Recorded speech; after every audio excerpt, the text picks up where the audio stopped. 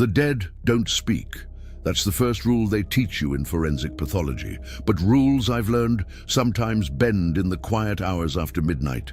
I'm Dr. Sarah Chen, and I've been examining bodies for 15 years. What I'm about to tell you happened 3 months ago, and I still wake up hearing it. It was 2:47 a.m. when they brought her in.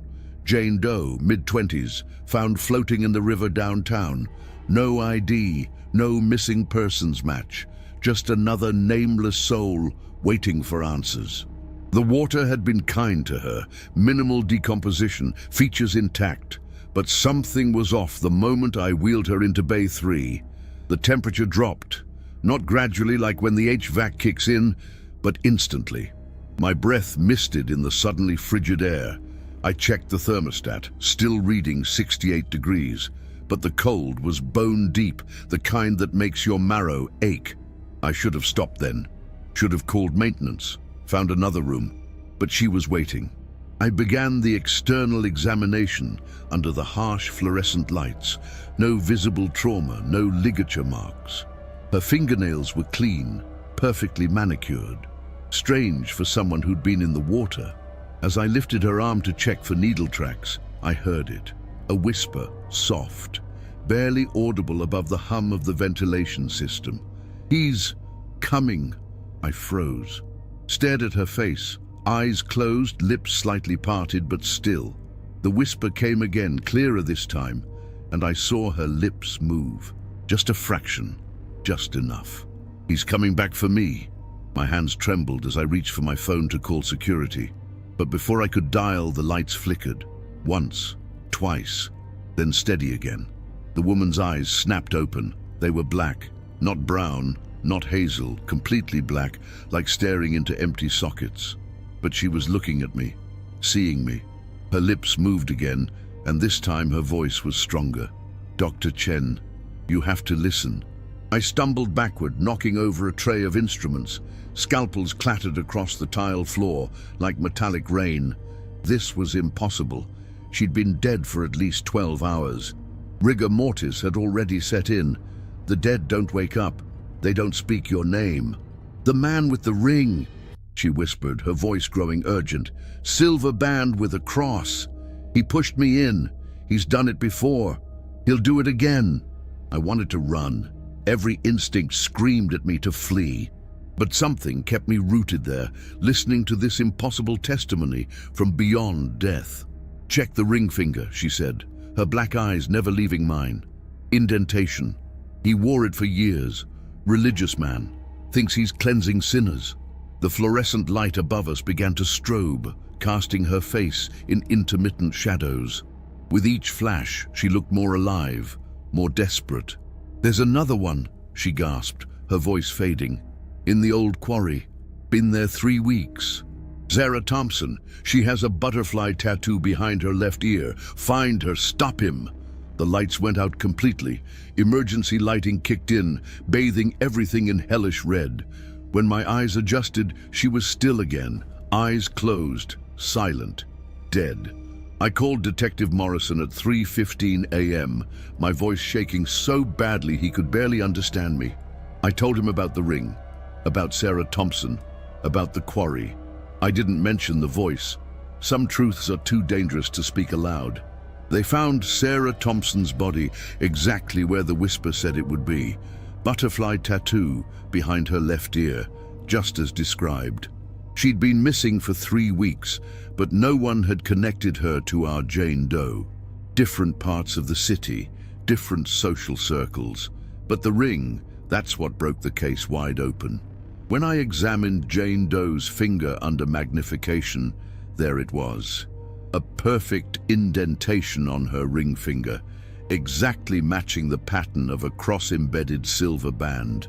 Recent removal post-mortem, someone had taken it from her after death. Detective Morrison worked the religious angle, found 3 parishes where a man matching our suspect's description had volunteered. Father Michael Torino, 63, widowed, silver ring with a cross. Congregation members described him as passionate about moral cleansing. They arrested him a week later. In his basement, they found 7 more rings, 7 more women he'd saved from their sins. The ring he'd taken from our Jane Doe was still on his finger when they cuffed him. But here's what haunts me most. During the interrogation, Torino confessed to everything. Every detail matched what the Whisper had told me. Every victim, every location. When Morrison asked how we'd known to look for the ring, I just said, good forensic work. Some nights, when I'm alone in the morgue, I still hear her voice. Not just her, all of them. The ones who died with secrets, with final words unspoken. The dead don't speak, they taught me. But sometimes, when justice hangs in the balance, maybe they don't have a choice. I never told anyone what really happened that night.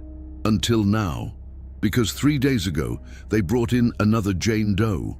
And the temperature in Bay 3 just dropped again. Are you ready? Let's start story 2 and get ready, because you're going to get scared and don't look back. Mirrors don't belong in autopsy suites. That's basic protocol. Reflective surfaces can contaminate crime scenes, distract from procedure, create optical illusions that compromise evidence. So when I walked into Bay 2 that morning and saw my reflection staring back from the victim's watch face, I should have looked away immediately. I didn't. The case was routine, or so it seemed. Marcus Hoffman, 42, insurance adjuster, found dead in his locked apartment. Natural causes, the police said. Heart attack, most likely.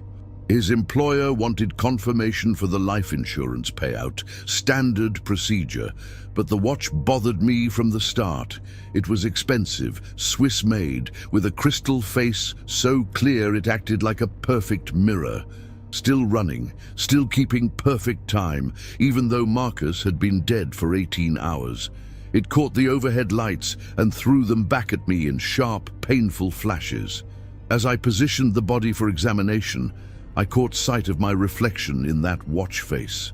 Normal at first, just Dr. Elizabeth Warren, 48, tired from another sleepless night, grey hair pulled back in a professional bun. But then I looked closer. The reflection was wrong. In the watch face, I was smiling.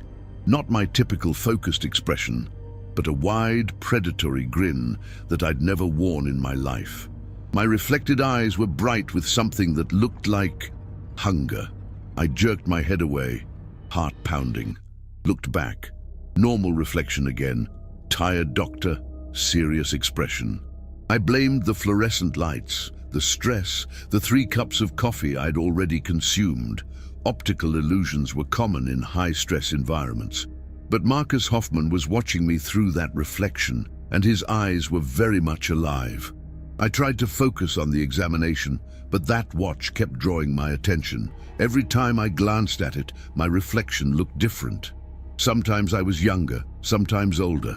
Sometimes I was crying. Once I was covered in blood that wasn't there when I looked at my actual hands. Then I saw him, Marcus Hoffman, standing behind my reflection, his face pale but animated. His lips were moving, trying to tell me something urgent. I spun around. The autopsy table was empty. The body was gone. No, not gone. Still there, still dead, still waiting for my examination.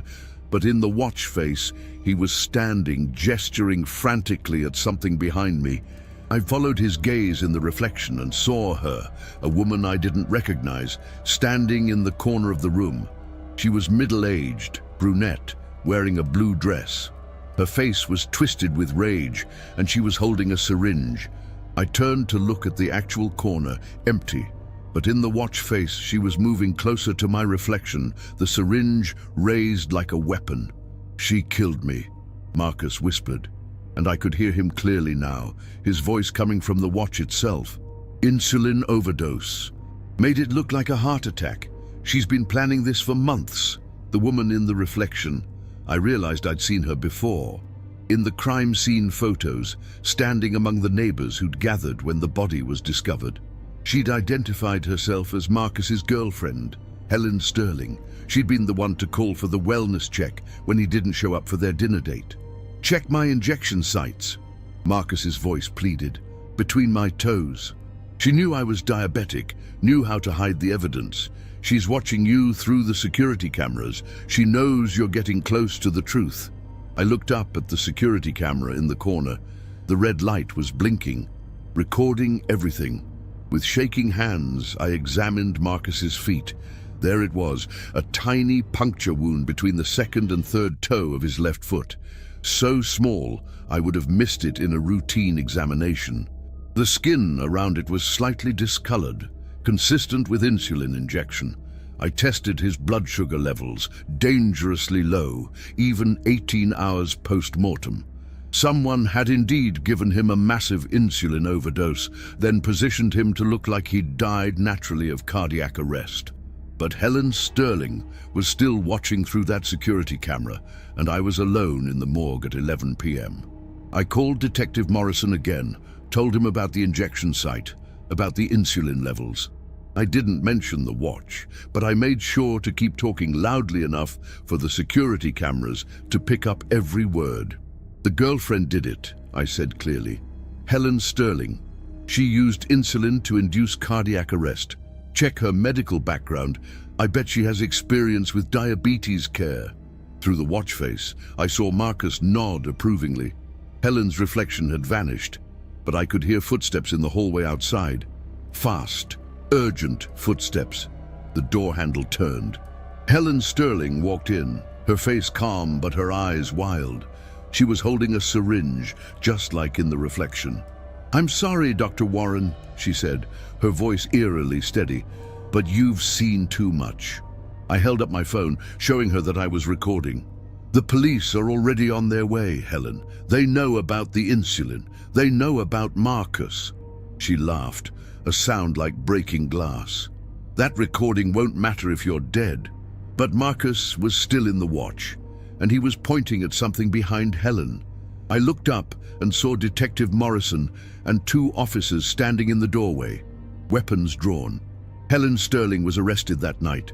She confessed everything during interrogation: the insurance money, the months of planning, the insulin she'd stolen from her diabetic mother's supply.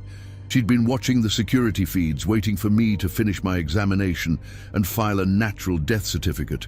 The watch stopped working the moment Helen was cuffed.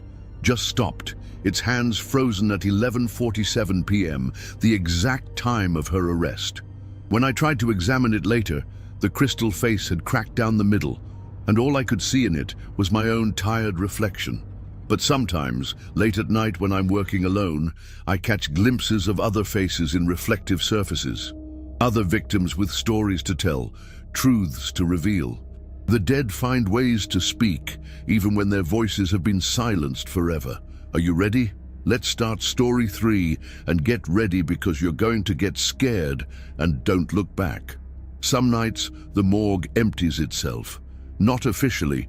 The bodies are still there, logged and catalogued, waiting for examination. But the presence drains away, leaving behind only shells and silence. It happened first on a Thursday in October, during the late shift that no one volunteers for. I was alone with 3 bodies: a car accident victim, an overdose, and an elderly woman who died peacefully in her sleep. Routine cases, nothing unusual.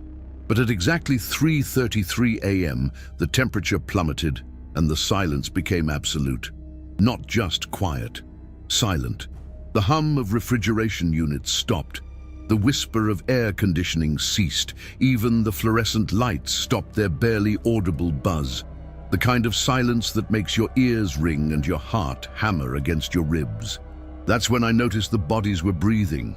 Not gasping, not struggling, just the slow, steady rise and fall of deep sleep. All 3 of them synchronized as if sharing the same dream. The elderly woman's face had color again, peaceful and warm. The overdose victim's blue lips had turned pink. The accident victim's crushed chest rose and fell with impossible regularity. I should have run. Should have called security, called anyone. But I was mesmerized by the sight of death reversing itself, of some cosmic mistake being quietly corrected. They looked so peaceful, so alive, that I found myself hoping they'd simply wake up and walk out. Then the woman opened her eyes. "Thank you for staying," she whispered, her voice clear and strong. "We've been waiting so long for someone who would listen." The overdose victim sat up slowly, his movements fluid despite the rigor mortis that had set in hours ago. "There are things you need to know," he said. "Things the living can't understand." The accident victim turned her head toward me, and I could see through the hole in her skull where the steering wheel had penetrated, but she was smiling. "We're not gone," she said. "We're just between, and sometimes between is the most important place of all." The three of them sat up on their gurneys, moving with impossible grace. The elderly woman, Mrs. Patterson, according to her chart, smoothed her hair and looked at me with eyes full of ancient wisdom. "You examine our bodies," she said, "but you've never seen our souls. Tonight, we want to show you what death really looks like." The room filled with light, but not from the fluorescence. This light came from everywhere and nowhere, warm and golden like summer sunshine. The sterile walls of the morgue faded away, replaced by a vast garden filled with flowers I'd never seen before. "This is where we go," said the overdose victim, Tommy, aged 19, who'd been found in an alley with a needle in his arm. "Not heaven, not hell, just home, the place we were before we were born, waiting for us when our bodies give out." I wanted to speak, to ask questions, but my voice was gone. All I could do was watch as the garden filled with others, hundreds of souls I'd examined over the years, all looking healthy and whole again. They smiled at me with genuine affection, as if I were an old friend. "You've been so gentle with us," said the accident victim, Maria, 26, mother of two, who'd been driving home from her night job when a drunk driver ran a red light. "So respectful. That matters more than you know." Mrs. Patterson stood and walked to me, her movements graceful despite the arthritis that had crippled her in life. "We wanted you to see this place," she said, "because your work is sacred. You don't just examine bodies, you honor the transition. You help us cross over properly." The garden began to fade, and I felt a crushing sadness as the fluorescent lights flickered back to life. The three bodies were lying still again, but their faces were different now, peaceful in a way that transcended mere death. They looked like they were simply sleeping, waiting for morning. "Remember what you've seen," Mrs. Patterson whispered, though her lips didn't move. "And when the families ask if we suffered, tell them we're free." The silence lifted gradually, like fog burning off in morning sunlight. The refrigeration units hummed back to life. The air conditioning resumed its gentle whisper. The fluorescent lights buzzed with their familiar electrical song. But something fundamental had changed in that room, in me. I completed my examinations with a reverence I'd never felt before. Each incision was a prayer, each observation a tribute. These weren't just bodies. They were the temporary homes of souls who'd trusted me with their physical remains. Mrs. Patterson's autopsy revealed massive organ failure, but her face remained serene throughout the procedure. Tommy's toxicology report showed lethal levels of fentanyl, but I could swear I saw him smile when I closed his chest. Maria's injuries were catastrophic, but she looked like she was dreaming of her children. I wrote my reports differently that night. Instead of clinical observations, I found myself noting the humanity in each case. The wedding ring that Mrs. Patterson couldn't bear to remove, the photos of Tommy's family in his wallet, the Mother's Day card Maria had been carrying from her daughter. When the families came to identify their loved ones, I told them what I'd seen in that garden of light. Not the supernatural details, those were mine to carry, but the peace, the freedom from pain, the sense of going home. "She didn't suffer," I told Mrs. Patterson's grandson, and for the first time in my career, I knew this was absolutely true. "He's free now," I told Tommy's mother, who wept with relief to hear that her son had found peace. "She's watching over her children," I told Maria's husband, and saw the weight of grief lift slightly from his shoulders. That was 6 months ago, and the morgue hasn't emptied itself since.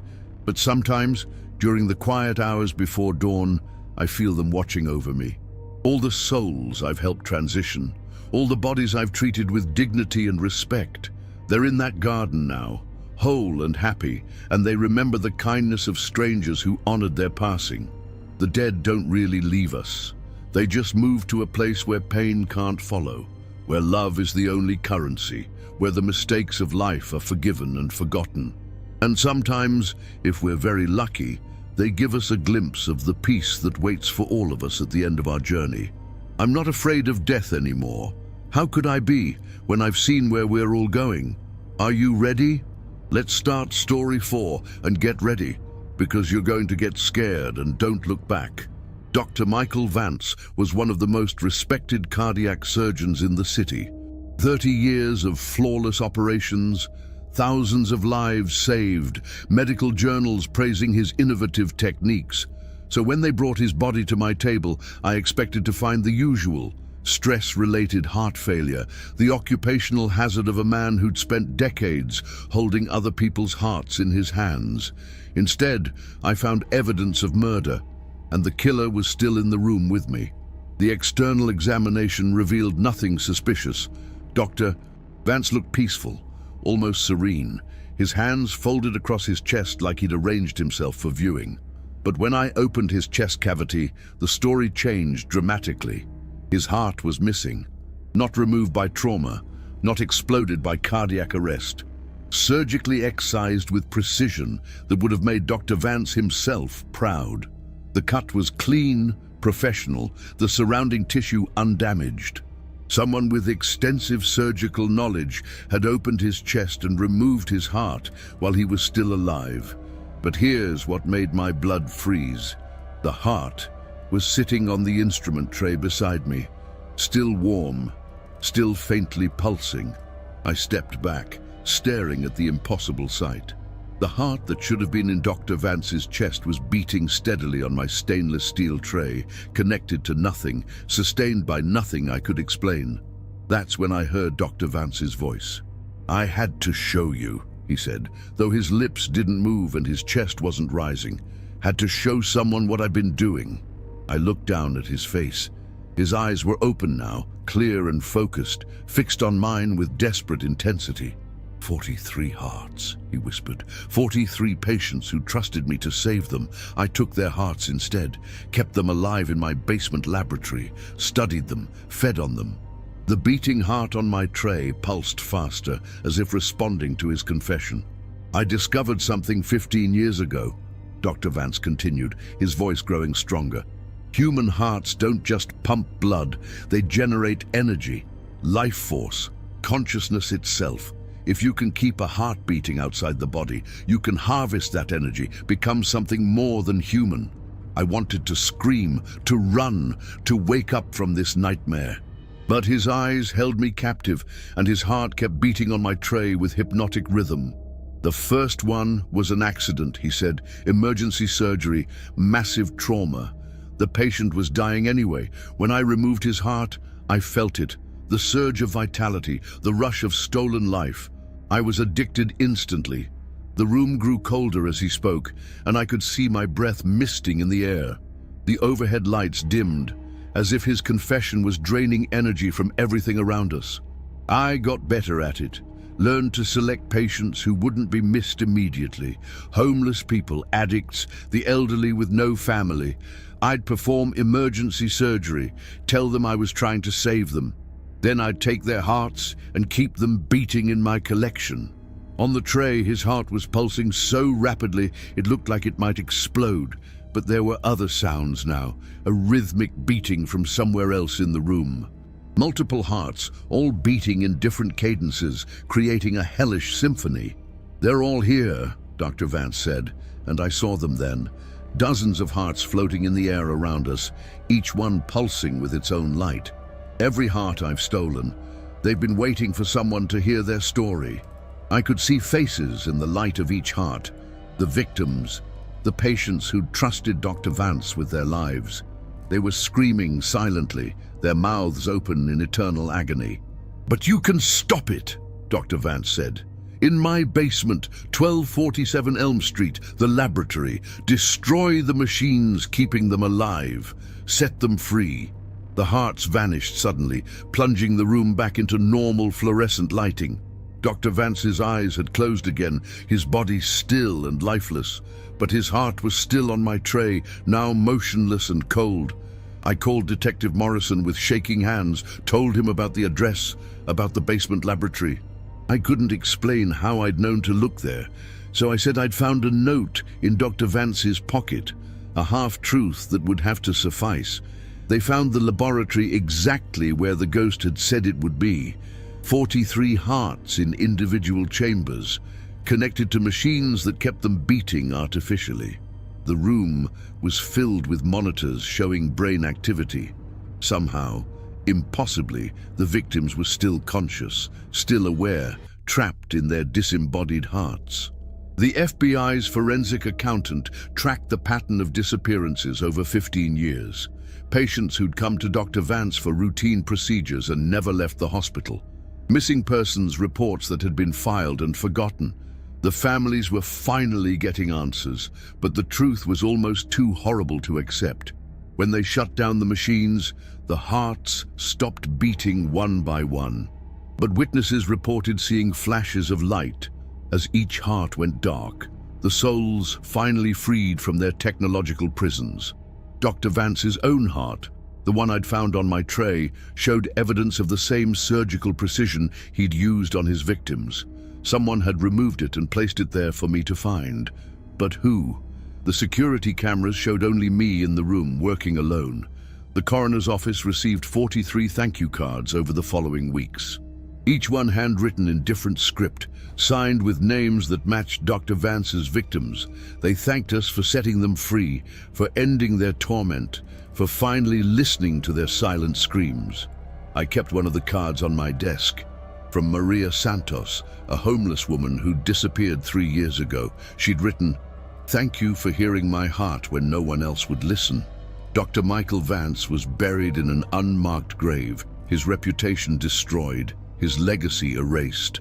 But sometimes, late at night, I can still hear the echo of all those stolen hearts beating in the darkness. They're at peace now, but they'll never let me forget the evil that can hide behind a healer's mask. The dead have long memories, and some secrets are too dark to stay buried forever. Are you ready? Let's start story 5 and get ready, because you're going to get scared and don't look back. I've examined the bodies of 17 serial killer victims in my career. Each one told a story of violence, of final moments filled with terror and pain. But none of them prepared me for the night I came face to face with the killer himself, 3 hours after I'd pronounced him dead. Robert Crane, the Night Stalker, had terrorized our city for 2 years. 17 victims, all young women, all killed in their homes between midnight and dawn. The police finally cornered him in an abandoned warehouse where he'd made his final kill. He'd been shot 4 times by responding officers, declared dead at the scene. That should have been the end of it. Justice served, the nightmare over. But when they wheeled his body into my morgue at 1:15 a.m., I knew something was wrong. He was smiling. Not the rictus of death, not the slack-jawed expression of expired humanity. A genuine smile, as if he'd just heard the funniest joke in the world. His eyes were closed, but there was something alert about his posture, something that made me hesitate before beginning my examination. "Dr. Catherine Mills," he said without opening his eyes.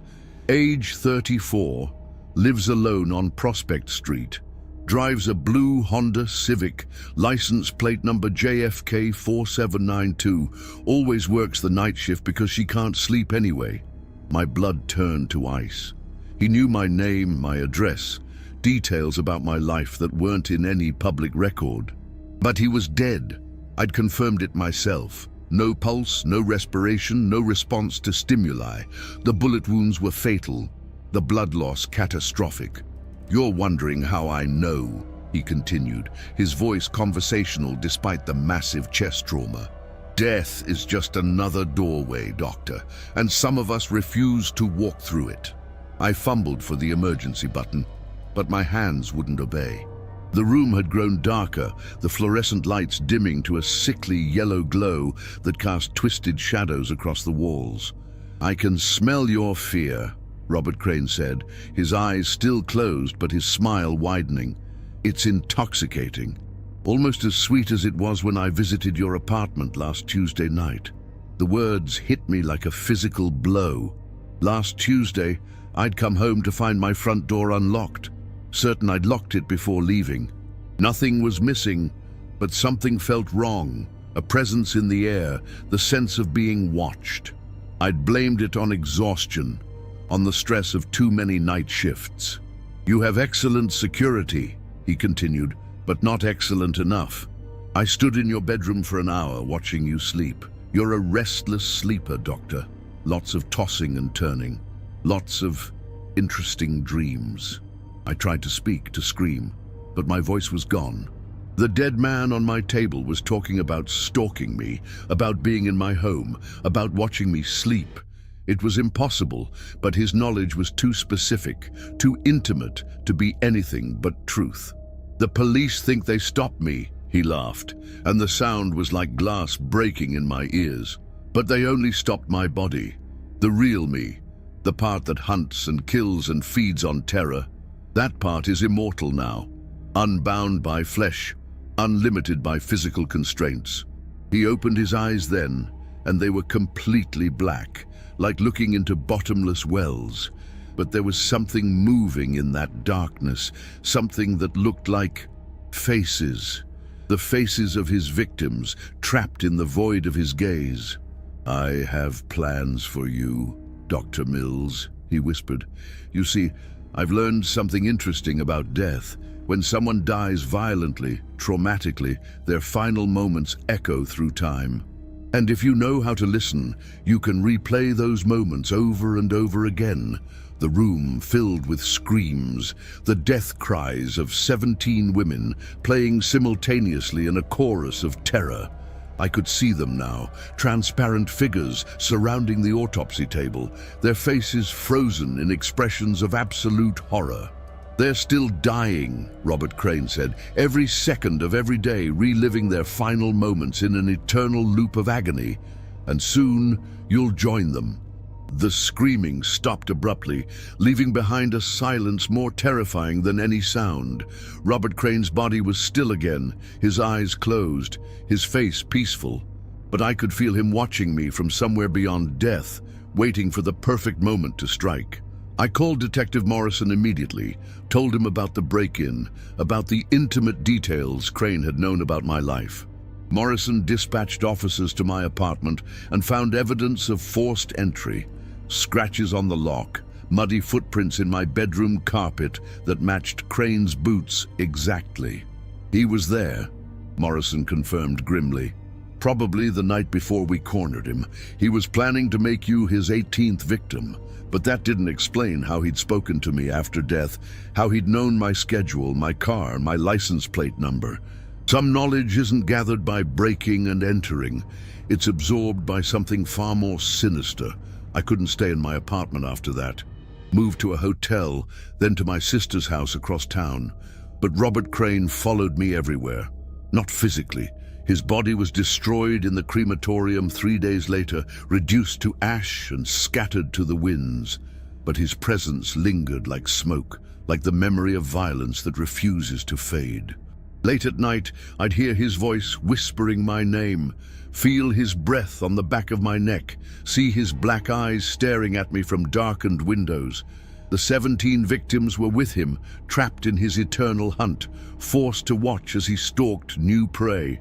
It took 6 months and 3 exorcisms before the haunting finally stopped. Father Mackenzie, the priest who performed the final ritual, told me that some evil is so pure, so concentrated, that it can survive even death. Robert Crane fed on terror for so long, he explained, that terror became his essence.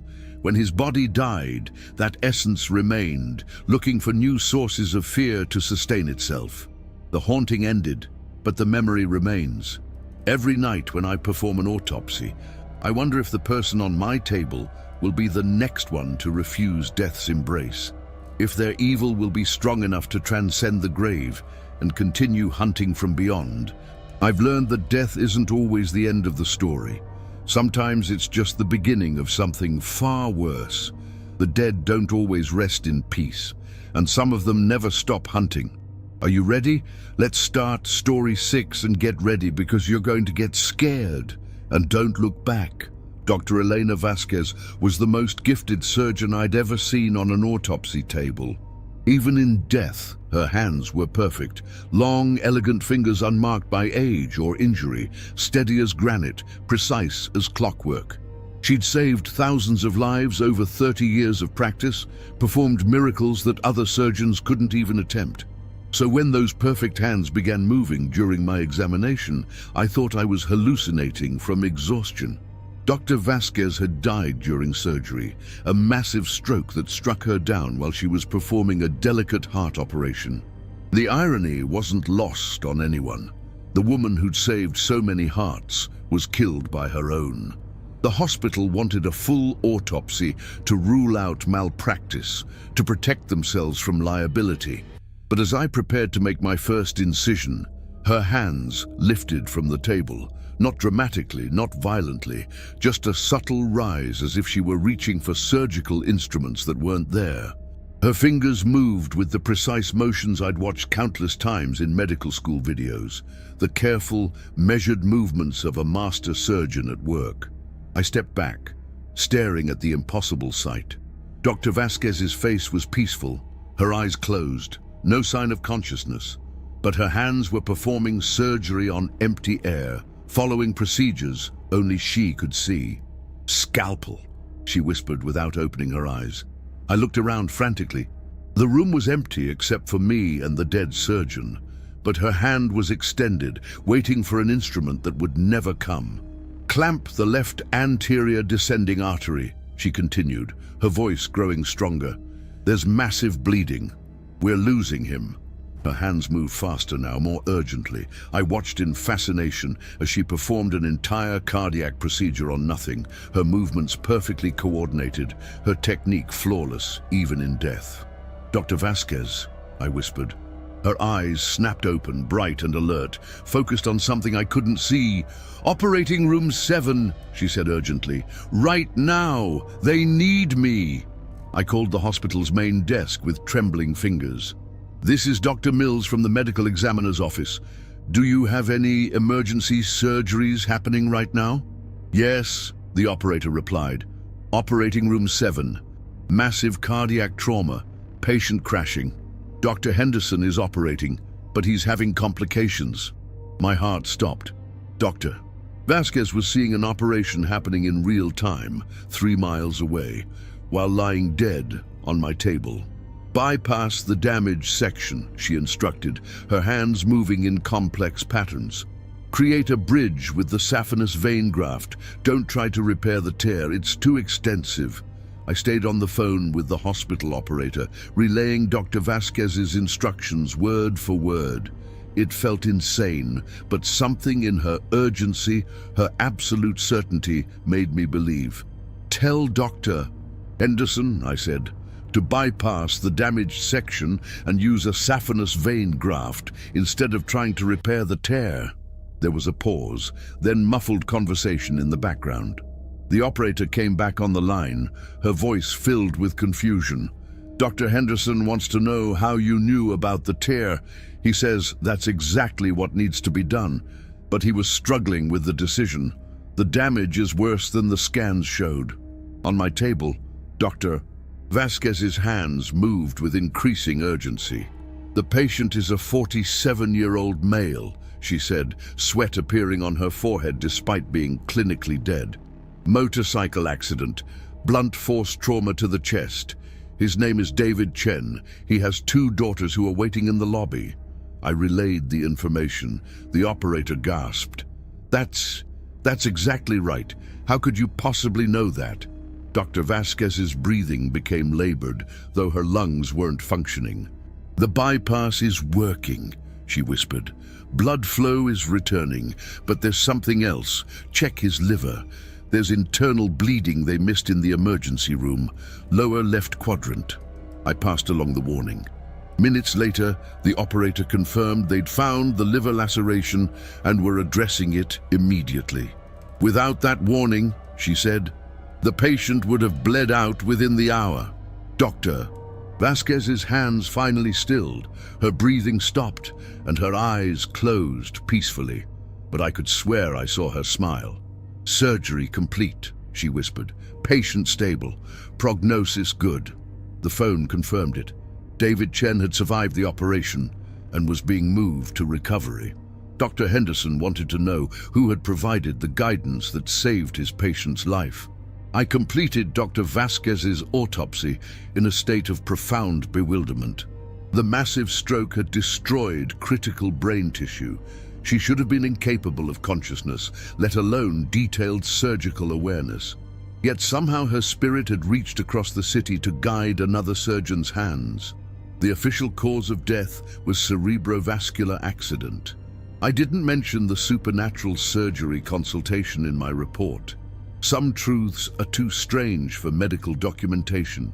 But 3 days later, I received a visit from David Chen's daughters. They'd heard that someone from the medical examiner's office had helped save their father's life, and they wanted to express their gratitude. "Dad is going to make a full recovery," the older daughter said, tears in her eyes.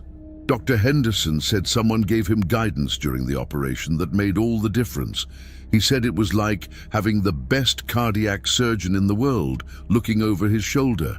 I looked at the photo they showed me. David Chen awake in his hospital bed, surrounded by his family, very much alive thanks to the intervention of a dead surgeon. "There's something else," the younger daughter added. "Dad keeps talking about a dream he had during surgery. He said a woman doctor was standing next to him, telling him he was going to be okay. She had kind eyes and gentle hands.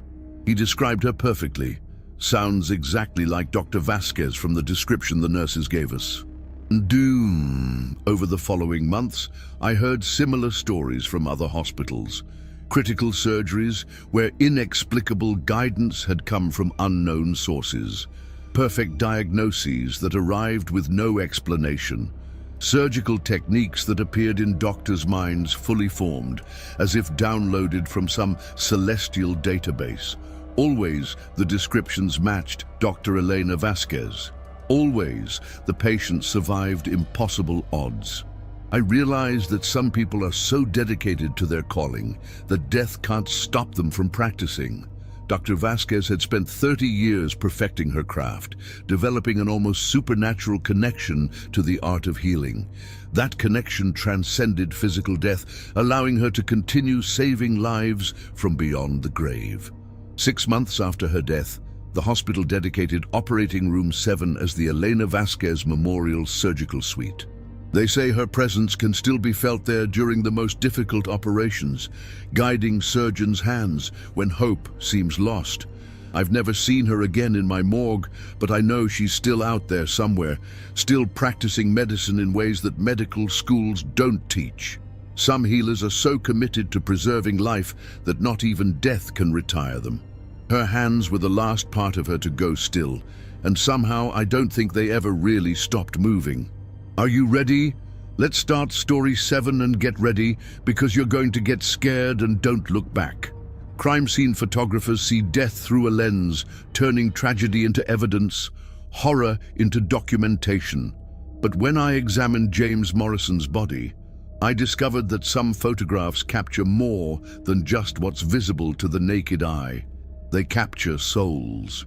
James had been one of the city's most respected forensic photographers, documenting murder scenes for over 20 years. He'd seen everything: domestic violence, gang killings, serial murders. His photographs had helped convict dozens of killers, his eye for detail legendary among law enforcement. He'd died alone in his darkroom, found 3 days later when he failed to show up for a high-profile murder scene. Natural causes, the police assumed, heart attack brought on by decades of stress and cigarettes. But when I opened his camera bag to inventory his personal effects, I found something that changed everything. The last photograph on his camera showed his own death. It was a perfect shot, composed with his usual professional skill. James Morrison slumped over his developing table, his face peaceful, his hand still reaching for a photograph that was emerging from the chemical bath. The timestamp showed 11:47 p.m., 3 hours before the coroner estimated his time of death.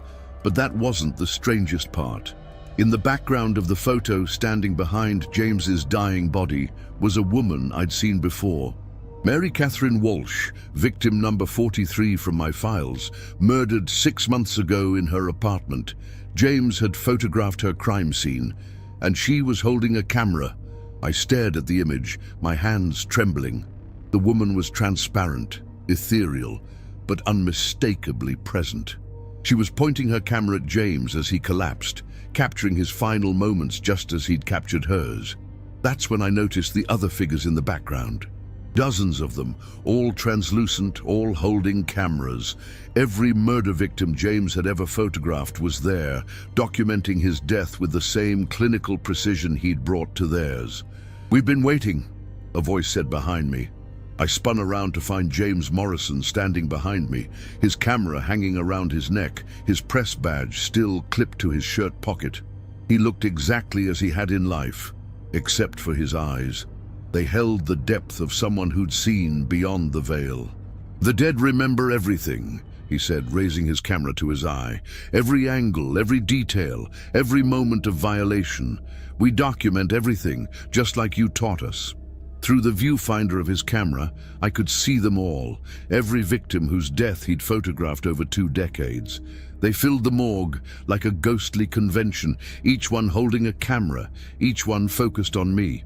"Mary Catherine was first," James explained, lowering his camera.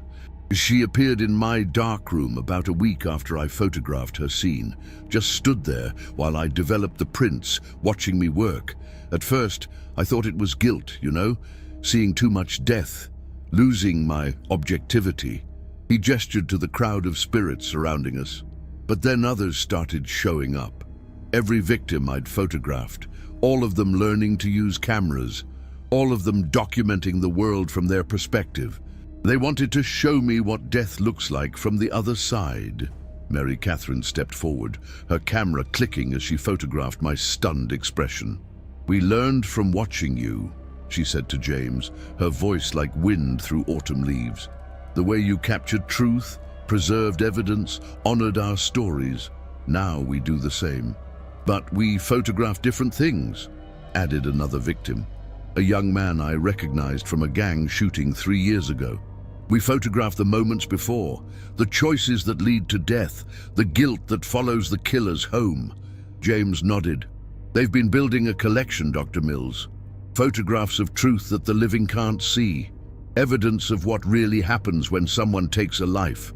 He handed me a thick portfolio filled with impossible images, killers reliving their crimes in endless loops, the weight of guilt literally crushing their shoulders, families destroyed by violence, their pain visible as dark auras surrounding them, detectives carrying the ghosts of unsolved cases like physical burdens. "This is what we see," James said. "This is what death photography really captures." The portfolio contained hundreds of photographs, each one showing the invisible consequences of violence.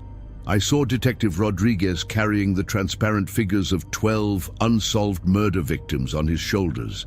I saw the family of Maria Santos, their grief so intense it appeared as physical chains binding them together. I saw killers walking through the world, followed by the spirits of their victims, eternal witnesses to their crimes. "The living think death ends the story," Mary Catherine explained. "But we're still here, still watching, still collecting evidence. Every crime creates echoes that ripple through time." James showed me the last photograph in the portfolio, his own crime scene, but from the perspective of the victims. In their version, I could see the weight he'd carried for 20 years, every murdered child, every battered woman, every life cut short. They were all standing around him as he died, not in judgment but in gratitude. "He honored us," said a teenage girl whose killer had never been caught. "He made sure our stories were told, our evidence preserved. When his heart gave out from carrying all our pain, we were there to catch him." "The camera doesn't lie," James said, his form beginning to fade. "And neither do the dead. We'll keep photographing the truth, Dr. Mills. From angles the living can't see, capturing evidence that will eventually come to light." As the spirits vanished, the portfolio crumbled to dust in my hands, but the images remained burned into my memory. The invisible weight of violence, the eternal presence of victims, the truth that death doesn't end suffering, it transforms it. I completed James Morrison's autopsy with new understanding. His heart had indeed given out, but not from natural causes. It had stopped from the accumulated weight of witnessing too much death, of carrying too many stories, of seeing too much truth through his lens. The next day, 3 cold cases were suddenly solved when anonymous tips led police to previously overlooked evidence.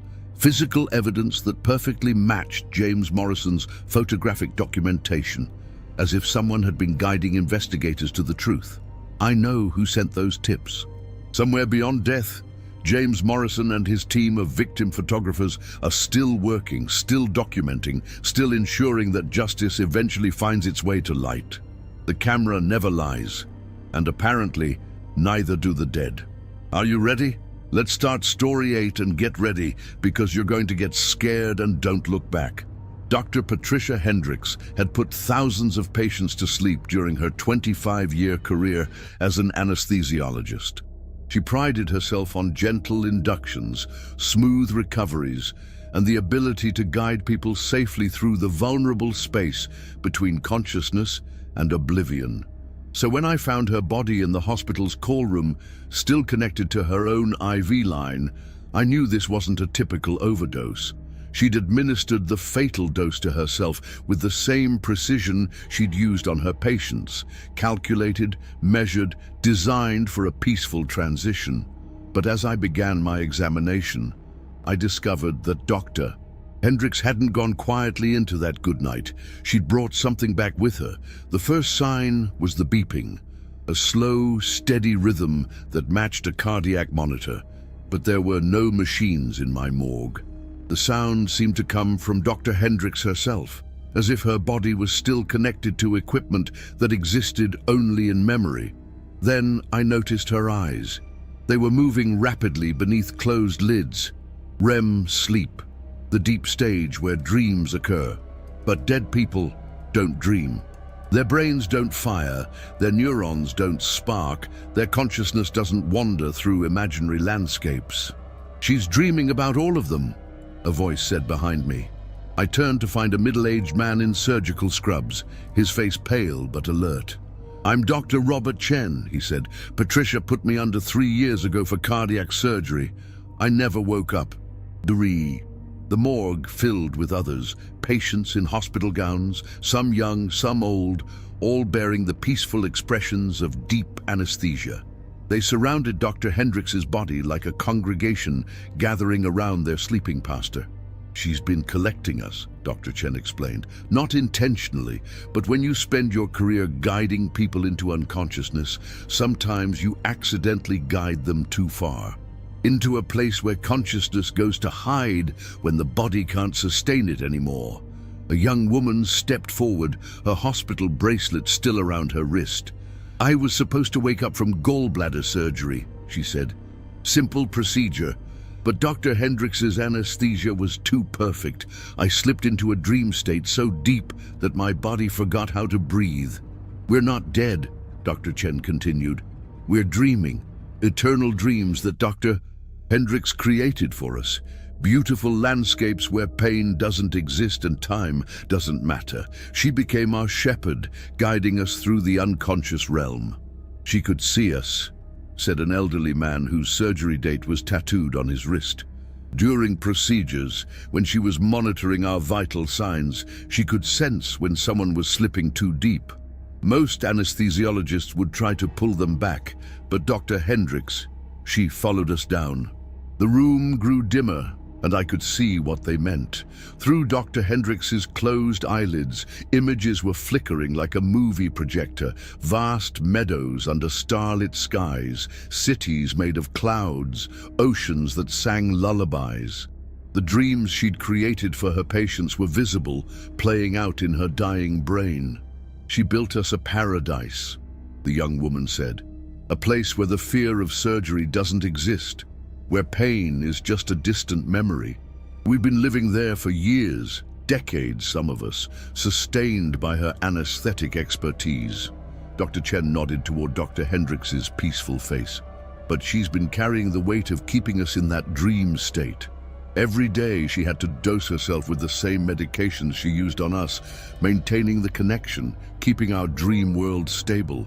I watched the images behind her eyelids shift and change. A hospital that existed only in dreams, where every surgery was successful, every patient recovered fully, every family received good news. Dr. Hendricks had created a perfect medical world and retreated into it with her patients. "Why did she do this?" I whispered. "Because she was haunted," Dr. Chen replied. "Every anesthesiologist loses patients eventually. The mathematics of medicine guarantee it." But Patricia couldn't accept that. She decided that if she couldn't save our bodies, she'd save our consciousness. She'd give us eternal dreams instead of eternal rest. The young woman touched Dr. Hendricks's hand gently. "She's been the guardian of our sleep for so long, but now her own body is failing and she needs to make a choice. Let us go and allow natural death to claim us, or take us with her into whatever comes next." Through her eyelids, I could see Dr. Hendricks in the dream world, standing at a crossroads. Behind her stretched the beautiful landscape she'd created for her patients. Ahead lay a bright doorway that could only be death itself.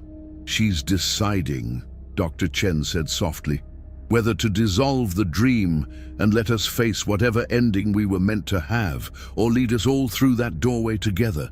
The beeping sound grew faster, more urgent. Dr. Hendricks's dream eyes were flickering between the paradise she'd created and the doorway of light. Her patients gathered around her in the dream, waiting for her decision. I could see their faces clearly now through her dying vision. Peaceful, trusting, ready to follow wherever she led. "She's choosing," the young woman whispered. "She's letting us go." One by one, the patients in my morgue began to fade, not disappearing, transforming. Their forms became lighter, more ethereal, filled with gratitude rather than fear. Dr. Chen was the last to speak. "Thank you, Patricia," he said, his voice echoing as if from a great distance, "for the beautiful dreams, for the years without pain, for loving us enough to let us go." Dr. Hendricks's eyes stopped moving. The beeping ceased. Her body became truly still for the first time since I'd begun the examination. But her face held an expression I'd never seen on a corpse, profound peace mixed with accomplishment, as if she'd just completed the most important surgery of her career. My examination revealed massive organ failure from prolonged drug use, exactly what I'd expected. But there were anomalies, brain activity that had continued far longer than medically possible, metabolic processes that defied explanation, cellular structures that looked more like they belonged to someone in deep sleep than someone who was dying. Over the following weeks, I heard strange reports from hospitals across the city. Patients who'd been in comas for years, suddenly waking up, describing beautiful dreams of meadows and singing oceans. Families who'd been keeping vigil beside unresponsive loved ones, suddenly receiving tearful goodbyes as their relatives passed peacefully, as if emerging from perfect dreams. The medical community couldn't explain it, but I knew what had happened. Dr. Patricia Hendricks had finally awakened her patients from their eternal anesthesia, releasing them to face their natural deaths with the memory of beautiful dreams to carry them across the threshold. She'd been the guardian of their unconscious minds, and in her final act, she'd given them the gift of conscious dying, the chance to leave life as they chose, surrounded by beauty instead of fear. Some healers save lives, others save souls, and a few, like Dr. Hendricks, save something even more precious. They save the quality of our final moments. Are you ready? Let's start story 9 and get ready, because you're going to get scared and don't look back. Father Michael Torres had performed last rites for over 30 years, comforting the dying and blessing the departed souls of hundreds of parishioners. He'd faced death without fear, approaching it as a doorway rather than an ending. So when his own body arrived at my morgue, I expected to find the peaceful remains of a man who'd lived and died in grace. Instead, I found a miracle in reverse. Father Torres had died during evening mass, collapsing at the altar while delivering communion to his congregation. Witnesses said he'd been in the middle of the consecration prayer when he clutched his chest and fell. The paramedics pronounced him dead at 7:23 p.m. Massive heart attack, they said. No suffering, no struggle, just a gentle transition in the house of God. But when I opened his chest cavity, I found something impossible. His heart was still beating, not electrically, not mechanically. There were no pacemaker leads, no artificial devices. His heart was beating with slow, steady rhythm, powered by something that medical science couldn't explain. The muscle tissue showed all the signs of death, rigor mortis, cellular breakdown, blood coagulation, yet it continued to pulse with serene regularity. That's when I heard the singing, soft at first, like voices heard through water or distance. A hymn I recognized from childhood, sung in perfect harmony by a choir I couldn't see. The sound seemed to come from Father Torres himself, emanating from his chest with each heartbeat. Amazing grace. How sweet the sound. I stepped back from the table, my hands shaking. The dead priest's lips weren't moving, but the song continued, growing stronger, more beautiful. Other voices joined the melody, dozens of them, hundreds, creating a celestial chorus that filled the sterile morgue with divine music. That saved a wretch like me. The temperature in the room began to rise, not uncomfortably, but noticeably. A warmth that seemed to come from everywhere at once, like standing in summer sunlight. The harsh fluorescent light softened, taking on a golden quality that made everything glow. Father Torres opened his eyes. They were filled with light, not reflected light, but actual luminescence, as if stars had been placed in his sockets. He looked at me with infinite compassion, the same expression I'd seen in religious paintings of saints and martyrs. "Dr. Martinez," he said, his voice harmonizing with the invisible choir, "you don't have to be afraid. I'm not here to frighten you," Father Torres continued, sitting up on the autopsy table with impossible grace. "I'm here because they need me. The ones who are lost, the ones who are afraid. Death isn't an ending. It's a translation, and sometimes people need help with the language." The morgue filled with light, soft and golden, revealing figures I'd never noticed before. They stood in every corner, gathered around every gurney, spirits of the dead, waiting patiently for guidance. Some looked confused, others frightened, but all turned toward Father Torres with hope in their transparent faces. "Every soul I blessed in life," he explained, "I promised to help them cross over. That promise doesn't end with my death. It becomes stronger." A woman approached us, her form flickering like candlelight. "Father," she whispered, "I've been lost for so long. I died angry, and I don't know how to find peace." Father Torres extended his hand, and she took it without hesitation. "Forgiveness starts with forgiving yourself, Maria," he said gently. "The anger you carried was human. The love beneath it was divine. Choose which one to take with you." The woman's form grew brighter, more solid. "I choose love, Father." She smiled, and her spirit dissolved into pure light that rose toward the ceiling and vanished. "That's what I do now," Father Torres explained. "I help souls find their way home. Some are lost in guilt, others in fear, some in confusion about what comes next. They need someone to show them that death is just another sacrament." Another spirit approached, a young man whose form was darker, more agitated. "I don't deserve heaven," he said bitterly. "I've done terrible things." "Redemption isn't about deserving," Father Torres replied. "It's about accepting grace. Do you repent your actions? Do you wish you'd chosen differently?" The young man nodded, tears streaming down his spectral face. "Every day, every second, but it's too late." "It's never too late for God's mercy," Father Torres said, placing his hand on the spirit's head. "Your remorse is proof that your soul survived your actions. Let that be your salvation." The young man's darkness began to fade, replaced by the same golden light. "Thank you, Father," he whispered as he ascended. "For hours, I watched Father Torres counsel the dead, offering final rites to souls who died without them, providing comfort to spirits who'd been wandering in confusion and fear. The morgue had become a way station between worlds, and he was the ultimate conductor, helping passengers board the train to eternity. "This is why my heart still beats," he told me, as the last spirit received his blessing. "Love doesn't die, Dr. Martinez. It transforms. My love for my parishioners, my commitment to their spiritual welfare, death just gave it new purpose." I watched his heart through the open chest cavity, still beating steadily, pumping not blood, but something that looked like liquid light through vessels that glowed with divine energy. "Will you stay like this forever?" I asked. He smiled, the expression radiant with joy. "Until the last lost soul finds their way home. Until every spirit who needs blessing receives it.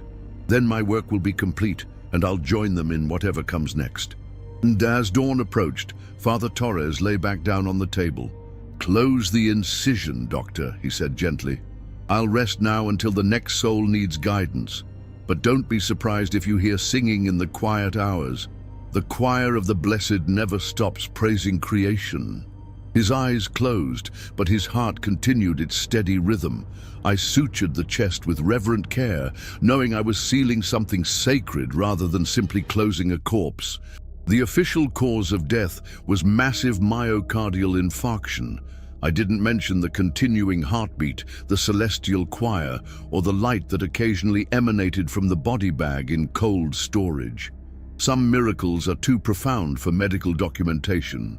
But late at night, when the morgue is quiet and the world feels thin, I can still hear Father Torres's heart beating in the distance. And sometimes, when a particularly troubled soul arrives on my table, I notice they look peaceful by morning, as if someone had whispered prayers over them while they waited for examination. Death, I've learned, isn't the end of ministry for those truly called to serve. Some shepherds continue watching their flock even after they've crossed into the eternal pasture, and some hearts beat with love so pure that not even death can stop them. Are you ready?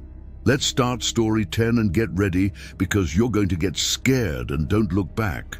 Margaret O'Brien had spent 43 years as a pediatric nurse, holding the hands of sick children, comforting grieving parents, and witnessing more loss than any human should have to bear. When she died peacefully in her sleep at age 67, I expected her autopsy to be routine, the natural end of a life spent in service to others. But children don't follow the rules of death any more than they follow the rules of life. I was halfway through the external examination when I heard the first giggle, soft, musical, like the sound of a toddler discovering something wonderful. I paused, listening, but the morgue was silent except for the usual mechanical hums. Then I saw her, a little girl, maybe 4 years old, standing beside Margaret's body. She was translucent, but clearly present, wearing a hospital gown covered in cartoon animals. Her hair was thin from chemotherapy, but her smile was radiant. "Nurse Maggie," she exclaimed, clapping her tiny hands together. "You came to see us!" More children began to appear around the table, dozens of them, all in various stages of illness, all bearing the peaceful expressions of eternal youth. They ranged in age from infants to teenagers, but each one looked at Margaret O'Brien with pure, unconditional love. "We've been waiting," said a boy of about 8, his head wrapped in bandages. "We knew you'd come visit us eventually. You promised you would." Margaret's eyes opened then, bright and alert, filled with tears of joy. She sat up slowly, her movements graceful, despite the rigor mortis that should have made motion impossible. "My darlings," she whispered, her voice thick with emotion. "Oh, my precious darlings, I've missed you all so much." She reached out to touch the little girl's face, and somehow, impossibly, her dead hand made contact with the spirit child. The girl giggled again, leaning into the caress like a cat seeking affection. "Are you going to take care of us here too, Nurse Maggie?" asked a teenager whose body bore the marks of extensive surgery. "Will you read us stories and sing us songs like you did before?" Margaret nodded, tears streaming down her face. "Of course, sweetheart. That's why I'm here. That's why I'll always be here." The children gathered closer, and I realized I was witnessing something extraordinary. Every child who had died under Margaret's care over 4 decades had come to greet her, to continue the relationships that death had interrupted but not ended. "Tell her about the others, Nurse Maggie," urged a small boy with breathing tubes still visible around his throat. "Tell her about the scared ones." Margaret looked at me with eyes that held profound sadness mixed with determination. "Dr. Reeves, there are children here who died without comfort, without someone to hold their hand in the final moments. They're afraid, confused, lost in the space between worlds." As she spoke, I began to see them. Shadowy figures hanging back from the group, children whose deaths had been sudden, traumatic, or lonely. They watched Margaret with desperate hope, but seemed afraid to approach. "I can help them," Margaret continued. "I can be what I was in life, a bridge between fear and peace, between pain and comfort. But I need to stay conscious, need to remain active even in death." One of the shadow children stepped forward tentatively, a girl of about 6, with burn marks covering her small form. "Will you really stay with us?" she asked in a voice like whispered smoke. Margaret extended her arms, and the burned child ran to her embrace. The moment they touched, the girl's wounds began to heal, her charred skin becoming whole and healthy. The shadow that had surrounded her dissipated, replaced by the same golden light that emanated from the other children. "That's what I do now," Margaret explained to me. "I heal the spiritual wounds that death leaves behind. I help frightened children understand that dying isn't the end of love. It's the beginning of a different kind of caring."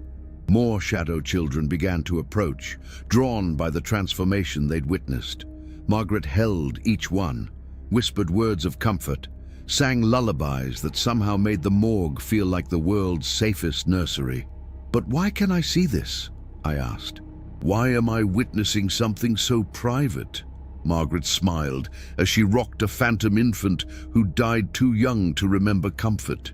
"Because you examine the bodies of children too, Doctor. You see the physical evidence of their pain, their trauma, their abbreviated lives.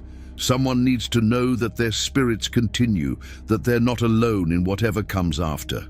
As the night progressed, I watched Margaret O'Brien transform the morgue into something resembling a celestial pediatric ward. The children played games that made no sound, told stories that existed only in shared consciousness, and found the peace that had eluded them in their final moments of life. "This is my retirement," Margaret said with a laugh that sounded like wind chimes.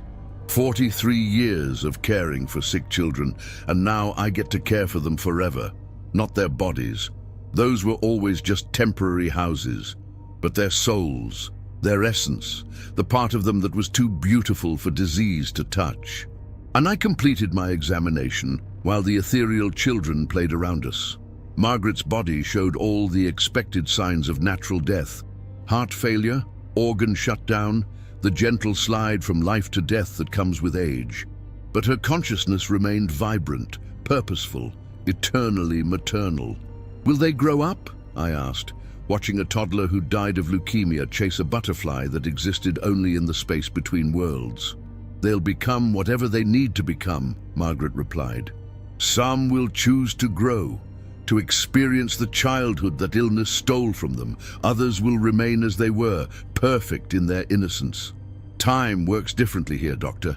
There's room for all possibilities." As dawn approached, the children began to fade, not departing, but simply becoming less visible in the growing light. Margaret lay back down on the table, but her eyes remained alert, aware. "I'll rest during the day," she said. "But at night, when the barrier between worlds grows thin, we'll be here, all of us together, finally free from pain, finally able to play without fear." I signed Margaret O'Brien's death certificate with hands that trembled from awe rather than fear. The official cause of death was congestive heart failure. The truth was that her heart had simply grown too large for one world to contain. Since that night, I've noticed changes in my morgue. When children's bodies arrive, they seem more peaceful somehow, as if someone had already comforted them in their transition. Grieving parents report dreams of their lost children playing happily in gardens of light, cared for by a gentle nurse who smells like lavender and sings lullabies that transcend language. Death, I've learned, doesn't end devotion. For some souls, it simply provides a larger space in which to love, to serve, to nurture the innocent who still need protection, even in eternity. Margaret O'Brien is still on duty, still caring for her patients, still proving that some people are so committed to healing that not even death can force them to retire. Are you ready? Let's start story 11 and get ready, because you're going to get scared and don't look back. Detective Ray Sullivan had solved 342 homicides during his 30-year career with the city police. He'd tracked down killers, brought closure to families, and put dangerous criminals behind bars. But there was one case that haunted him until the day he died, and apparently even after. Detective Sullivan had died of a stroke in his apartment, surrounded by case files and crime scene photos from 40 years of police work. When his body arrived at my morgue, I noticed immediately that his right hand was clenched in a tight fist, as if he'd been holding something precious when he died. I had to break the rigor to open his fingers, and when I did, I found a crumpled photograph, a crime scene image from 1987 showing the body of 8-year-old Emma Patterson murdered in her bedroom. Case never solved.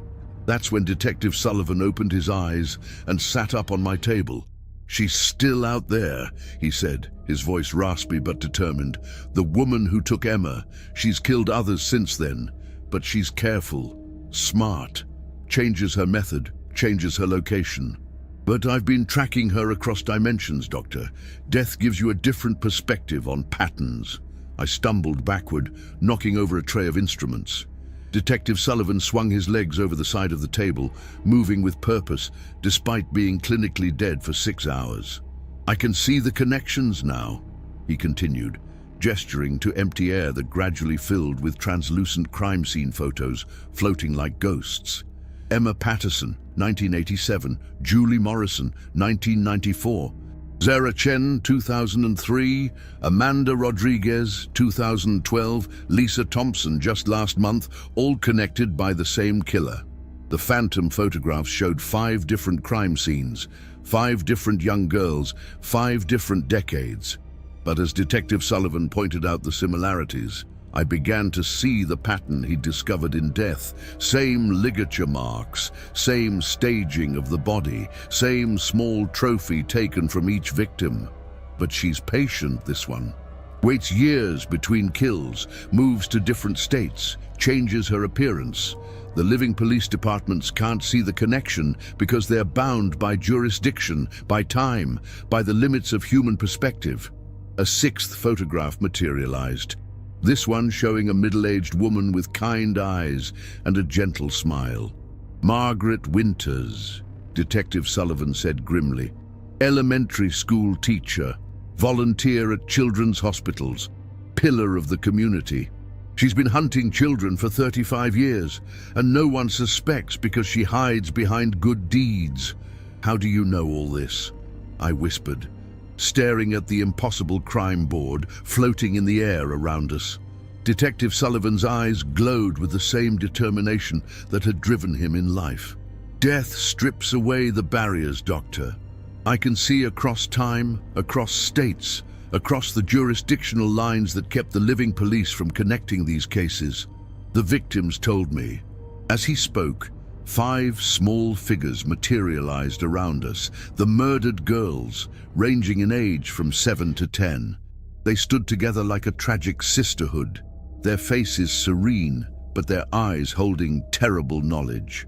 "She's planning again," said Emma Patterson, the first victim, her voice like wind through empty playgrounds. "We can feel her hunting. She's chosen her next target." Julie Morrison stepped forward, her school uniform still visible despite the translucent nature of her form. "A little girl named Sophie Martinez, 8 years old, lives on Maple Street with her grandmother. Margaret Winters has been watching her for 3 months. She volunteers at Sophie's school," added Sarah Chen. "Art teacher, Tuesday afternoons. She's gaining the child's trust, learning her routines, planning the perfect moment. Detective Sullivan pulled out his ghostly notepad, scribbling details with phantom ink. Margaret always takes 3 months to study her victims, gets close to them, becomes a trusted adult figure. Then she strikes during a moment of vulnerability, when the child is alone, when there's an excuse for her presence. Amanda Rodriguez pointed to one of the floating photographs. She keeps trophies in her basement, a small toy from each of us. She talks to them, relives the murders, plans the next one. Sophie's death is scheduled for this weekend. I watched in amazement as Detective Sullivan worked the case with the same methodical precision he'd shown in life, except now his witnesses were the victims themselves, and his evidence came from beyond the grave. "I need you to call Detective Morrison," he said urgently. "Tell him to check Margaret Winter's background, really check it, her employment history, her volunteer work, everywhere she's lived. The pattern will emerge once someone looks with fresh eyes." Lisa Thompson, the most recent victim, spoke with urgency that made the air itself tremble. "Tonight, Doctor. She's going to take Sophie tonight. Her grandmother has a bridge club meeting. Sophie will be alone for 2 hours. Margaret has a key. She copied it weeks ago when she offered to help with groceries." I called Detective Morrison at 3:47 a.m., my voice shaking as I relayed the information. I couldn't tell him about Detective Sullivan's ghostly investigation, so I said I'd found the crime scene photos in Sullivan's apartment with notes connecting the cases. "Ray was obsessed with the Patterson case," Morrison confirmed. "But these other cases, Jesus, you're right. The similarities are undeniable once you see them laid out like this." Within an hour, they had Margaret Winters under surveillance. They found Sophie Martinez's house key in her purse, along with detailed floor plans and a timeline for the abduction. In her basement, they discovered the trophy room, 5 small toys arranged like a shrine, each one representing a murdered child. Margaret Winters was arrested at 6:15 p.m., just as she was leaving for Sophie's neighborhood. She confessed everything during interrogation, describing each murder in detail that perfectly matched what the ghost children had told Detective Sullivan. 35 years, Morrison said when he called to update me. She'd been killing children for 35 years, and we never saw the pattern. How did Ray figure it out? These notes, it's like he had inside information. Detective Sullivan was standing beside me when Morrison called, his form growing more translucent as his final case reached its conclusion. The 5 murdered girls surrounded him, their faces radiant with gratitude and peace. "Thank you," Emma Patterson whispered, her voice already fading, "for never giving up, for keeping your promise to find our killer." "Justice doesn't have an expiration date," Detective Sullivan replied, his badge still gleaming on his phantom chest. "Some cases are too important to let death close them." As the children ascended into whatever peaceful realm awaited them, Detective Sullivan turned to me one last time. "Tell Morrison that case 342 is solved. Tell him that sometimes the best witnesses are the ones who can't be cross-examined by defense attorneys." His form dissolved like morning mist, leaving behind only the faint scent of coffee and determination, the essence of a cop who'd never learned how to quit.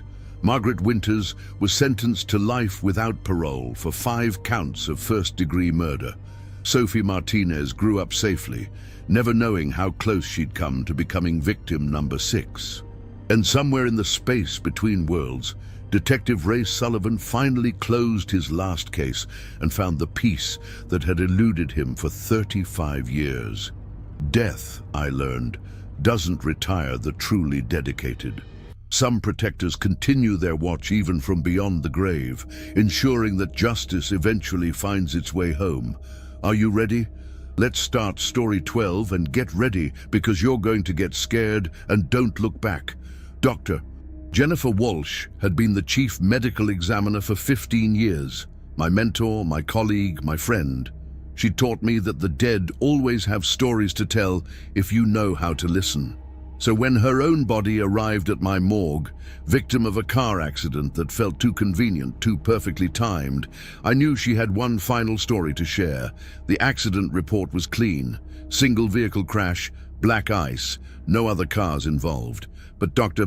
Walsh had been driving home from a late-night meeting with FBI investigators, carrying evidence that could expose a network of corruption reaching into the highest levels of city government. The briefcase she'd been carrying was never found. As I began her autopsy, I felt the familiar chill that meant I wasn't alone. But this time, it wasn't a victim or a patient who joined me. It was every person whose death Dr. Walsh had investigated over her career. Dozens of souls whose murders she'd solved, whose killers she'd helped convict. She was getting close, said Marcus Fleming, a city councilman whose suicide Dr. Walsh had proven was actually murder. Too close to the truth about who's been eliminating witnesses and silencing investigators. A woman in business attire stepped forward, Sarah Chen, an accountant who died in a suspicious house fire after discovering financial irregularities in city contracts. "The corruption goes deeper than anyone imagined," she said. "Murder for hire disguised as accidents, suicides, natural deaths. Dr. Walsh was connecting all the dots." Dr. Walsh opened her eyes then, looking at me with the same sharp intelligence that had made her legendary in forensic pathology. "The briefcase is in the river," she said calmly, "but I made copies, hidden in my office, behind the diplomas on the wall, everything they need to bring down the entire network." She sat up slowly, her movements graceful despite the massive trauma from the crash. "This wasn't an accident, Jennifer," she continued, using my first name as she always had. "Someone put black ice spray on that section of road, timed it perfectly for when they knew I'd be driving home." More spirits materialized around us, victims of the conspiracy Dr. Walsh had been investigating. A judge who died of an apparent heart attack after refusing to dismiss corruption charges. A reporter who drowned while investigating city contracts. A police detective who'd been shot during what looked like a random robbery. "They've been eliminating anyone who got too close to the truth," Dr. Walsh explained, "making it look like natural deaths, accidents, random crimes. But they made one mistake. They killed the one person who could read the real story in their victims' bodies." "Show her the network," urged Judge Harrison, whose heart attack had been induced by an untraceable poison Dr. Walsh had later identified. "Show her how they operate."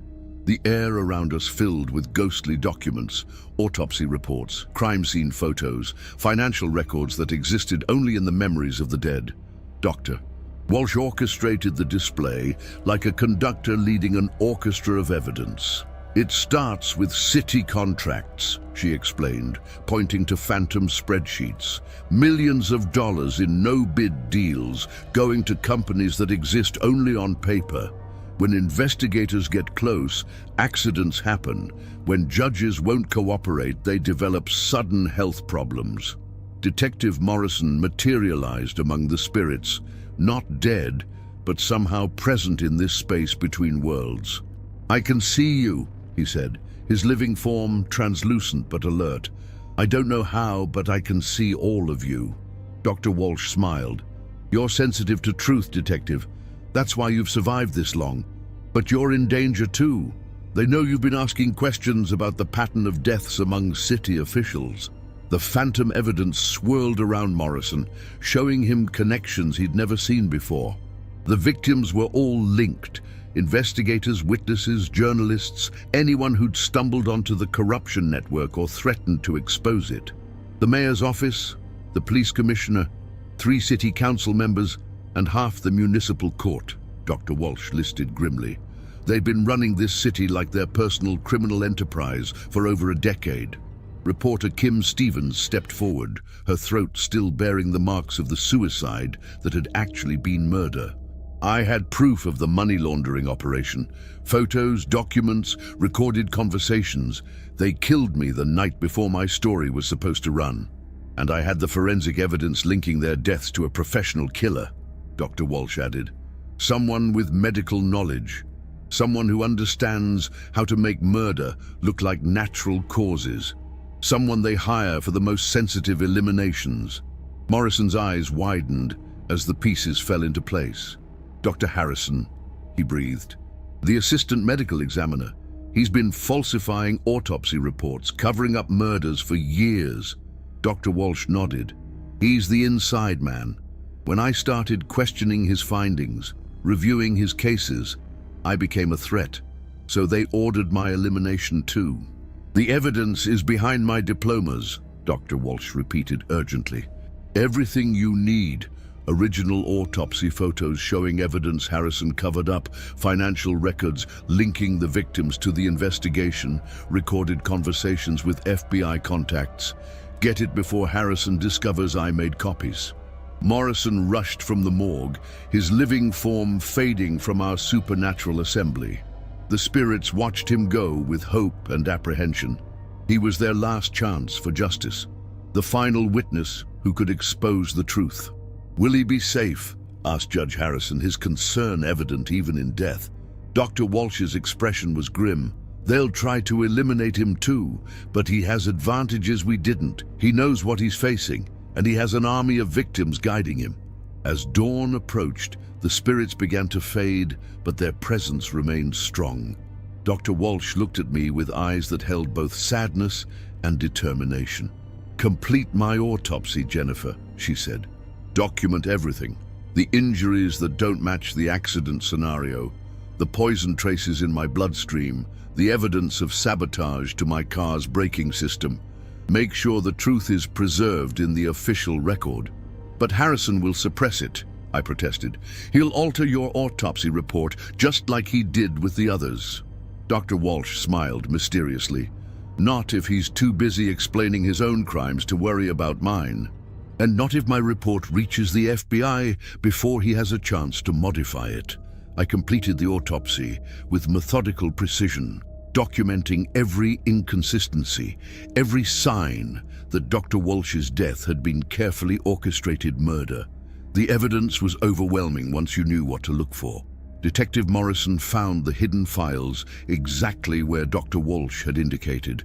By noon, FBI agents were arresting Harrison and half the city government. The network that had operated in shadow for over a decade was finally exposed to the light. Dr. Walsh's funeral was attended by hundreds of colleagues, friends, and family members. But I could see others there too. All the victims whose deaths she'd investigated, whose killers she'd helped convict, whose final stories she'd helped tell. They stood around her casket like an honor guard, finally at peace, knowing their mentor had solved one last case. In my final report, I wrote that Dr. Jennifer Walsh had died as she had lived, in service to the truth, ensuring that the voices of the dead would never be silenced by those who thought murder could be disguised as fate. Some investigations transcend death. Some detectives never close their final case. And sometimes the most important witnesses are those who can no longer be intimidated, threatened, or killed. Justice, I learned, has its own afterlife. And Dr. Jennifer Walsh proved that some truths are too powerful for even death to bury. These 12 stories from beyond the morgue represent just a fraction of the mysteries that cross my table each year.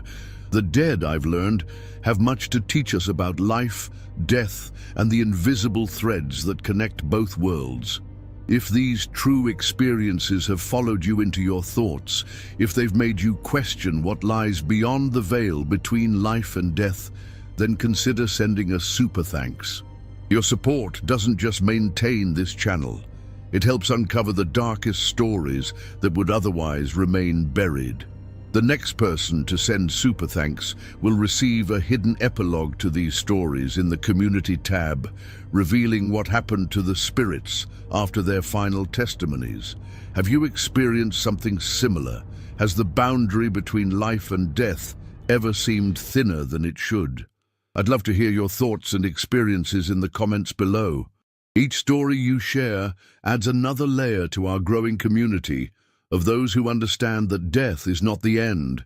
It's just another beginning, Don't forget to subscribe and turn on notifications, because the dead have many more stories to tell, and I'm the one they've chosen to share them. Remember, sometimes the most terrifying truths are the ones that refuse to stay buried. Sweet dreams, if you can manage them after tonight.